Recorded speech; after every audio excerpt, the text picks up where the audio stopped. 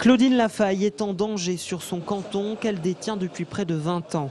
Arrivée en tête au premier tour avec 38% des suffrages, la conseillère générale de droite n'a aucun report de voix possible.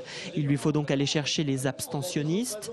Claudine Lafaille a repris la liste de tous ceux qui n'ont pas voté pour leur envoyer un petit message.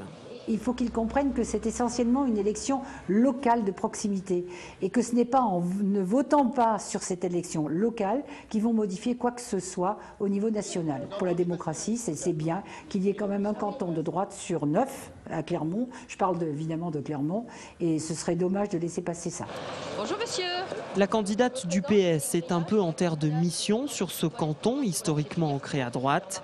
Dominique Briat, qui se présente pour la première fois à une élection, a obtenu 25% des voix au premier tour, mais elle espère bien que les 20% des écologistes et les 17% du Front de gauche se reportent sur elle.